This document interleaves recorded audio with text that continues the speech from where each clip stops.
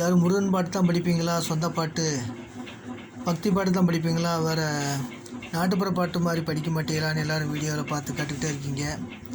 உங்களுக்காக ஒரு பாட்டு நானே என் வீட்டுக்குள்ளே நடக்கிறதே ஒரு பாட்டை எழுதியிருக்கேன், கேளுங்க. 4 கோழி முட்டைக்கு 4 சேவல் கோழிக்கு 2 கோழி அடையில் 4 குஞ்சியோட ஒரு கோழி வச்சிருக்கேன் பாருங்க, பாட்டை நல்லா கேளுங்க.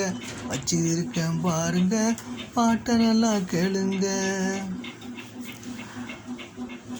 என்கிட்ட 6 ஆடு இருக்கு, 2 ஆடு கெடாயி 4 ஆடு பொட்டை, 2 மியாவு தலைவர்கள், 1 மியாவு ஆணு 1 மியாவு பொண்ணு. வச்சிருக்கேன் பாருங்க, பாட்டை நல்லா கேளுங்க.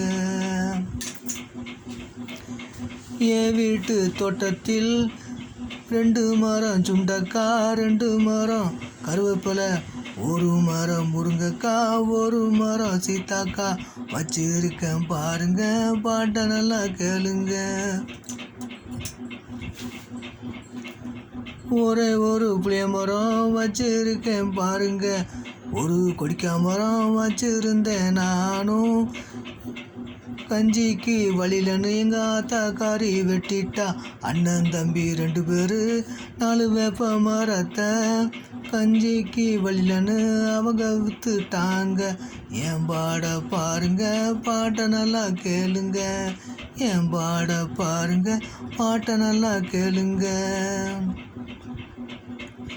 புது வீடு கட்டித்தான் உள்ளே போய் இருப்போம்னு வீடு ஒன்று கட்டுன்னு பாதியில் நிற்குது. பூச்சி வேலை நடக்கலை, பாதியில் நிற்குது. திருச்செந்தூர் முருகனை வேண்டி நானும் போனேன், வீடு கட்டி முடிப்பேன்னு கனவுல வந்து சொன்னா. பாட்டை நல்லா கேளுங்க, கைத்தாளம் போடுங்க, என் பாட்டை பாடுங்க, கைத்தாளம் போடுங்க. இந்த நாட்டுப்புற பாட்டு பிடிச்சிருந்தா லைக் பண்ணுங்கள், ஷேர் பண்ணுங்கள். நன்றி, வணக்கம்.